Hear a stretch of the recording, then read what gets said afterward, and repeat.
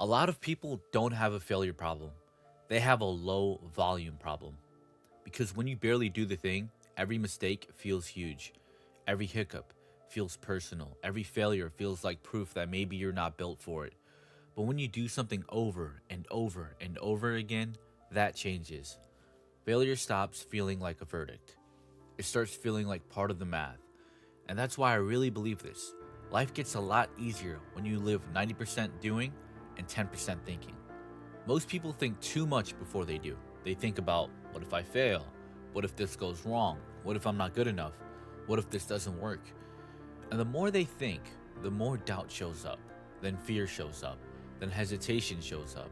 Then their brain starts doing what brains do best when they're trying to protect you. It looks for danger. It talks you out of the thing. So now you haven't actually failed. You've just spent so much time thinking that you never gave yourself enough reps to even learn. That's the trap. Here's the shift. Stop being output based. Start being input based. That means your focus is no longer, did I win? Did I get the result? Did it work immediately? Did this one attempt prove I'm good? Your focus becomes, did I put the rep in? Did I show up? Did I do the work? Did I increase my volume? That's it. Because once your volume gets high enough, something powerful happens. You stop treating one bad moment like it means everything. Why failure hurts so much for most people? Failure usually hurts the most when your volume is low. If you only do something once in a while, every attempt carries too much weight. One missed shot feels huge. One awkward conversation feels huge. One bad upload feels huge.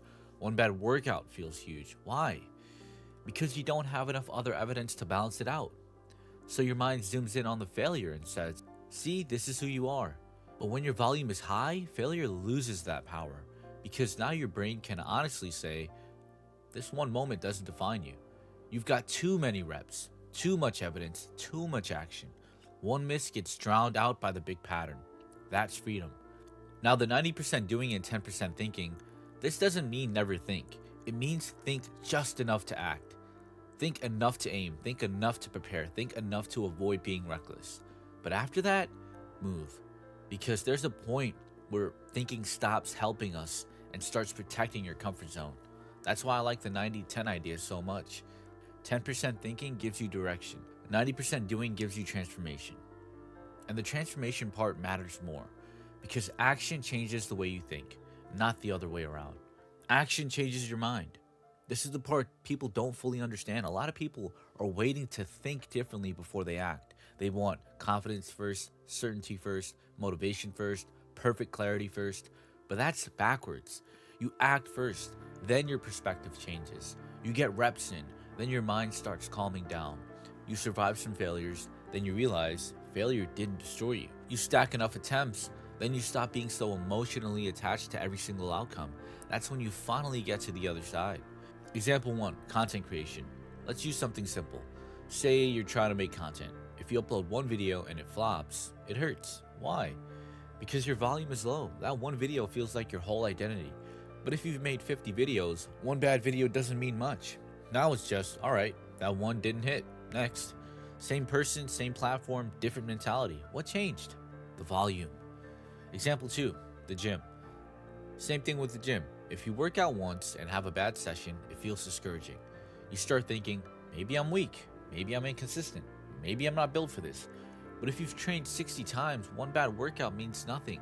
It becomes part of the process. You stop reading one rough day like it's a life sentence. That's what reps do. Example 3, daily work/progress. This even applies to days where you feel like nothing happened. You can do the right things and still not see the reward that day. That doesn't mean the input was wasted. It means you're too close to the process to see it fully yet. James Clear's system idea fits here perfectly. Progress usually comes from repeated habits and the process itself, not from obsessing over one immediate outcome. So if the day didn't look successful, but you still put the input in, that still counts because input compounds. Why overthinking keeps people stuck? Overthinking feels productive, but a lot of the time it's just delayed action. You tell yourself, I'm preparing, I'm analyzing, I'm being careful, I'm waiting for the right moment. But really, you're giving doubt more time to grow. And doubt is greedy. Give it a minute, it wants 10 more. Give it one fear, it invents 5 more. That's why Mel Robbins keeps pushing action as the interruption. Her point is basically stop feeding the problem with thought and start breaking it with movement. That's the practical value of the 90-10. It doesn't give your fear enough time to become your boss. Once you start operating this way for a while, your whole relationship with failure changes. You stop being shocked by hiccups. You stop acting like setbacks are proof. You stop needing every rep to go perfectly. Because now you've lived enough experience to grow. Some reps will be good, some reps will be messy, some reps will surprise you, some reps will fail, and all of that is normal. That is the part people need to hear clearly. Hiccups are not interruptions to the process, they are part of the process. That changes everything. The hidden benefit. There's another benefit too. When you become input based, you become calmer. Because your mood is no longer swinging every 5 minutes based on outcome. You're not living like, good result equals I'm amazing, bad result equals I suck. No, you're grounded in I'm doing the work. That's steadier, that's healthier, that gives you a much stronger mind. How to apply this today? Make it simple. Pick one thing you've been overthinking, then ask, what would 90% doing look like here? Not forever, just today. Maybe it means record the video, send the email, go to the gym, do 1 hour of focused work, post the thing, practice the skill, make the first attempt. That's when the result comes. Good or bad, don't overreact. Just count the rep. That's your new system. Reps first, emotions second. In closing, so no, the goal is not to eliminate failure. The goal is to raise your volume so high that failure stops feeling like identity. That's what the 90% doing and 10% thinking really does. It gets you out of your head. It gets you into experience. It gets you enough reps that the hiccups no longer scare you. And once that happens, something flips. You stop obsessing over every outcome. You start trusting the input. And when you trust the input long enough, success stops feeling random. It starts feeling inevitable because you now understand the truth. Confidence doesn't come from thinking your way into certainty. It comes from doing so much that fear no longer gets the final say.